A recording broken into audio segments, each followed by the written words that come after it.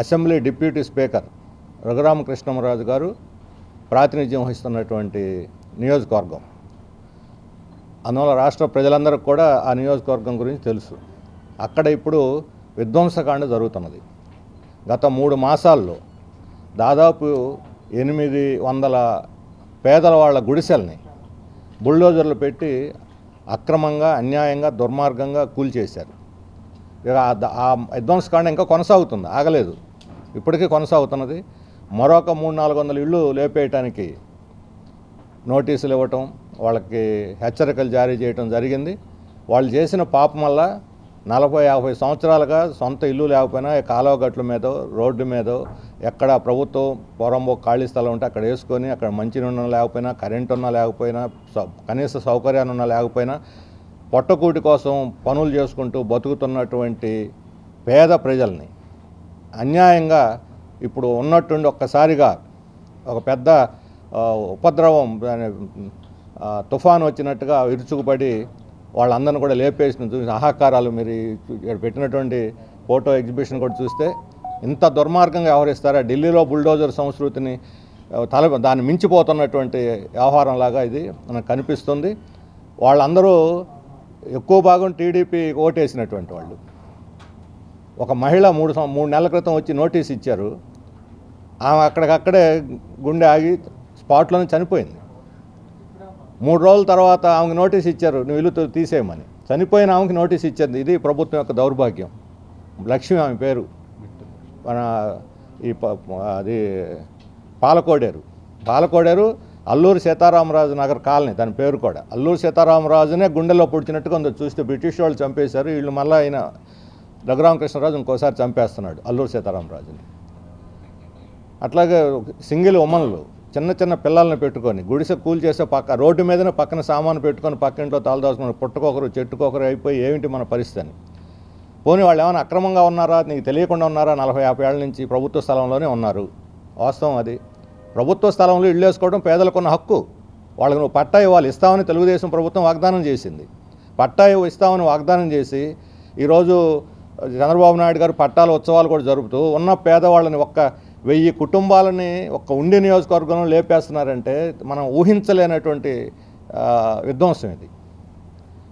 పోనీ అందరి పట్ల ఇలాగ ఉన్నారా? నేను చూసినటువంటి పాలకోడేరు మండలంలో పేదవాళ్ళు ఇళ్ళు వేసుకున్నటువంటి వెనక భాగంలో అదే పోరంబోక స్థలంలో దాదాపు 15 ఎకరాల్లో భూస్వాములు ఆక్రమించే వాళ్ళు పంటలు వేసుకుంటున్నారు. దానికి నోటీసుల వల్ల ఆడ సర్వే రాళ్ళు ఉన్నాయి, ప్రభుత్వం బాధిన సర్వే రాళ్ళు ఉన్నాయి. సర్వే రాళ్ళ లోపలకు కూడా తీసుకొచ్చి వాళ్ళు పంట వేసుకుంటున్నారు 15 ఎకరాల్లో. ఇక్కడ ఉన్న 150 కుటుంబాల కింద ఉన్నది 10 ఎకరాలు అయితే అక్కడ 5-6 భూస్వాముల కింద 15 ఎకరాలు ఉంది.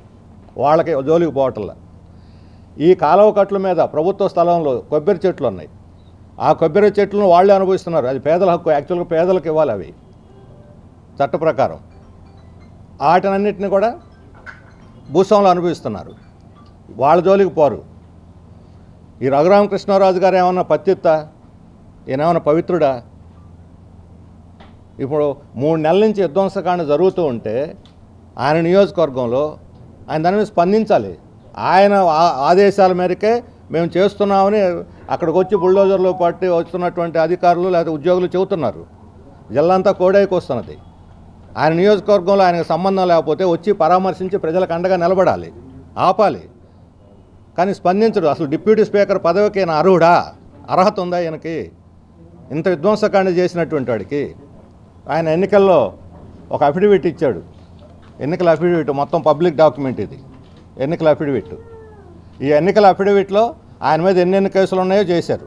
సరే, ఉద్యమాల కేసులో, స్టేట్మెంట్ల కేసులో, ఉపన్యాసాల కేసులు మేము పరిగణలో తీసుకోవటల్లా, కక్ష సాధింపుగా పెట్టుండొచ్చు.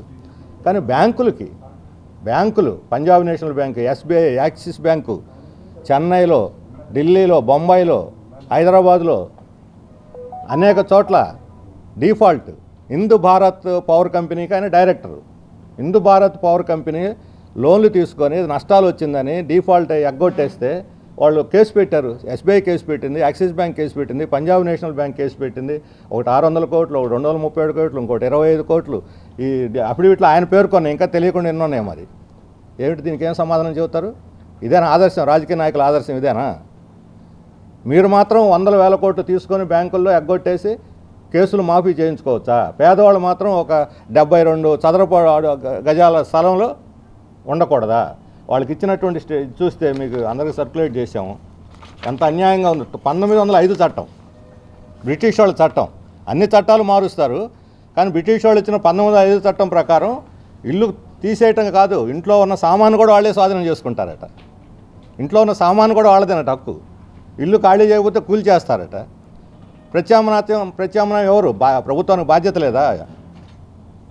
అక్కడున్న పాలకోడేరులో 150 ఇళ్ళు 137 ఇళ్ళు ఉంటే అందులో 54 ఇళ్ల వాళ్ళు కోర్టుపై స్టే తెచ్చుకున్నారు. 54 ఇళ్లకు కోర్టు స్టే ఇచ్చిందంటే అర్థం ఏమిటి? ప్రభుత్వ స్థలంలో ఇండివిజువల్ వ్యవహారం కాదు కదా. అంటే 54 వాళ్ళని వదిలేసి మిగతా వాళ్ళని ఎట్లా కూలి చేస్తారు? వాళ్ళు ఉండవచ్చు కోర్టు అంటే, మిగతా వాళ్ళని ఉంచవచ్చనేక. అదేమన్నా ఇండివిజువల్ విషయం? మొత్తం కాలనీ రోడ్డు పక్కన అది కాలువ గట్ల మీద వేసుకున్నారు.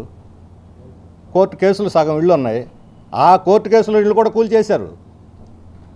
వైలేషన్, కోర్టు ధిక్కరణ. నిన్న మనం చూసాం, సుప్రీంకోర్టు గవాయి కాబోయే సుప్రీంకోర్టు చీఫ్ జస్టిస్ స్టేట్మెంట్ ఇచ్చాడు.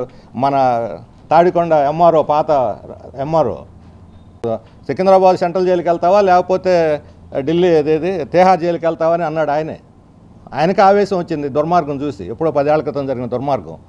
మొన్న ఉత్తరప్రదేశ్లో జరిగిన బుల్డోజర్ కల్చర్ మీద సుప్రీంకోర్టు కన్నెర చేసింది, ఇలాంటి వ్యవహారాలు చల్లవని. సుప్రీంకోర్టు మందలిస్తున్నా, అధికారులు తీసుకుపోయి జైల్లో పెడుతున్నా, కోర్టులో చేతులు కట్టుకొని గంటల తరబడి వెయిట్ చేసి నిలబడి ఒక నేరస్తులాగా అధికారులు, ఐఏఎస్ ఐపీఎస్ అధికారులు కూడా కోర్టే నిలబెడుతూ ఉంటే, రాజకీయ నాయకులు ఆఫ్టర్ ఆల్ ఈరోజు ఉంటారు, రేపు పోతారు. వాళ్ళు వీళ్ళకి తలొగ్గి అధికారులు వాళ్ళకి సాష్టాంగ పడిపోయి ఏది కోల్చడం, ఎవరి మీద దాడి చేయమంటే చేయటం, ఎవరి మీద కేసు పెట్టమంటే. ఇప్పుడు వీళ్ళందరి మీద బలరాంతో సహా మా నాయకులందరి మీద కేసులు పెట్టారు. వాళ్ళు కూలి చేస్తుంటే అడ్డం పోతారని ఇళ్ల దగ్గర పోలీసులు కాపలా పెట్టారు. ఒకరు 10-15 మందిని పెట్టి హౌస్ అరెస్టులు చేశారు. ఏమిటి దుర్మార్గం? ఒక 10 ఇళ్ళు 50 ఇళ్ళు కోల్చడానికి ఒక 100 మంది పోలీసులు కావాలా? ఎవరి మీద యుద్ధం ప్రకటిస్తున్నారా? ప్రజల మీద యుద్ధం ప్రకటిస్తుందా ఈ ప్రభుత్వాన్ని అడుగుతున్నాను. మరి రఘురామకృష్ణరాజు గారు ఇంత దుర్మార్గాలు చేస్తుంటే, అధికారులని పోలీసులను ఉపయోగించి పేదల మీద ఉసుగొలుపుతూ ఉంటే, ఇప్పుడు ఆయన ఏమంటాడు? మీరేమన్నా ఇళ్ళకు పోయారు, పాపం కాళ్ళవేళ పడ్డారు, మా ఇల్లు ఉండనియండి, మా లేకపోతే వేరే చోట ఇల్లు ఇవ్వండి, మాకు ఇల్లు కట్టివ్వండి.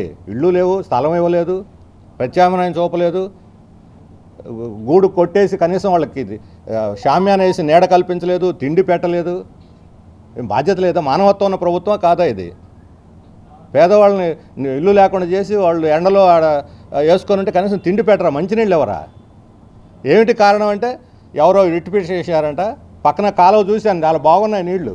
అలా మొత్తం ఎన్విరాన్మెంట్ పేరు చెప్పి కాలువలు మురిగి చేస్తారని, మన డ్రైనేజ్ నీళ్ళు అందరూ ముఖ్యమంత్రి గారితో సహా ఈ డ్రైనేజ్ నీళ్ళన్నీ ఎక్కడ కలుస్తున్నాయి? కృష్ణానదిలో కలుస్తున్నాయి. ఏం చేయాలి వాళ్ళని? పంట కాలువలో కలిస్తే మీరు డ్రైనేజ్ వేయండి, కాలువ వేయండి. అసలు వీటి వల్ల మొత్తం పెద్ద ఆక్వా చెరువులు, ఈ వాళ్ళ ప్రాసెసింగ్ యూనిట్లు, వాటి వల్ల పొల్యూషన్ అవుతుంది. యనమదూరు భీమవరం మధ్యలోంచి పోతుంటుంది ఒక పెద్ద డ్రైను. ఎంత మురికిగా ఉంటుంది, ఎంత అన్యాయంగా ఉంటుంది. దాని మీద ప్రజలు పోరాడారు, కానీ ఏం ప్రభుత్వాలు స్పందించాలి. గత ప్రభుత్వం కానీ ఇప్పుడు ఎవరు స్పందించలేదు. ఎవరు కారణం? కాలువలు పొల్యూషన్ కావడానికి పేద ప్రజల కారణం. ఇళ్లలో స్నానం చేసుకుని పాత్రలు కడుక్కునే వాళ్ళతో పొల్యూషన్ అవుద్దా? మతుందేనా ఇది? ఇలాంటి కేసులు పెట్టించి అక్రమంగా పేదవాళ్ళని లేపేయటం కోసం ఈరోజు ప్రయత్నం జరుగుతుంది. దారుణమైనటువంటి ఘటన. అందుకని రఘురామకృష్ణరాజు గారు ఇప్పటికైనా వాస్తవాలు గుర్తించి ఆయన ఈ పడగొట్టిన ఇళ్ళన్నీ మళ్ళీ తిరిగి నిర్మింపజేయాలి. ఎమ్మెల్యేగా దాని బాధ్యత. డిప్యూటీ స్పీకరు, పైగా గౌరవనీయమైన స్థానంలో ఉన్నాడు. ఆయన అంటే ఇంతకుముందు మాకు కొంత గౌరవం ఉండేది, కొన్ని ప్రజాస్వామ్య హక్కుల కోసం పోరాడుతున్నాడు అని. ఈరోజు ఆయనే ప్రజల హక్కులను కాజేస్తున్నాడు, రావణాసురులాగా వ్యవహరిస్తున్నాడు, విధ్వంసకాండ చేస్తున్నాడు. విధ్వంసకాండ పాలనకు వ్యతిరేకంగా పోరాడి మేము అధికారంలోకి వచ్చిన ప్రభుత్వంలో ఇంత దారుణమైన విధ్వంసకాండ ఎలా చేస్తారు వాళ్ళు? దానికి డిప్యూటీ స్పీకర్ నాయకత్వం వహించడం ఏంటి?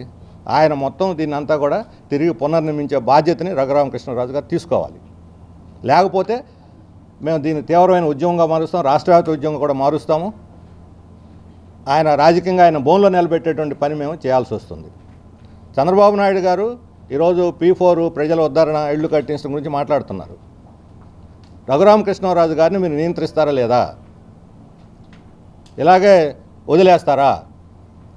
అడవిలో సింహంలాగా, పెద్ద పులిలాగా చిన్న చిన్న జంతువులను తినమని మీ ప్రతాపం పేదవాళ్ళ మీదనా? తీయండి మొత్తం లిస్టు, ఎవరెవరి కింద ఎంత ఉందో. ఈయన బంధువులే అన్ని గవర్నమెంట్ స్థలాలు ఆక్రమించుకొని, రఘురామకృష్ణరాజు బంధువులు వాళ్ళ ఊళ్ళో గవర్నమెంట్ స్థలాలు ఆక్రమించుకొని అద్దెలకు ఇస్తున్నారు, షాపులు కట్టించి. ఈయన బంధువులు అవన్నీ బయటికి తీయండి, వాళ్ళని కూడగొట్టండి. మీకు దమ్ము ధైర్యం ఉంటే వాటిని కూడగొట్టండి. ఇవన్నీ వదిలేసి ఈ రకంగా పేదల మీద విరుచుకుపడటం అనేది దారుణం. దీన్ని మేము చూస్తూ ఇలా సహించం. ప్రజల తరఫున నిలబడతాం, పోరాడతాం. మీరు ఏం చేసుకుంటారు చేసుకోండి. ఎంత నిర్బంధం చేస్తారు, ఎంతమందికి కేసులు పెడతారు, ఎంతమంది జైలుకు పంపుతారు చూస్తాం. అది కూడా ఈ పేదవాళ్ళ మీద తక్షణం ఈ దాడి ఆపి వాళ్ళకి ఇళ్ళు కట్టించాలని చెప్పి మేము డిమాండ్ చేస్తూ ఉన్నాం.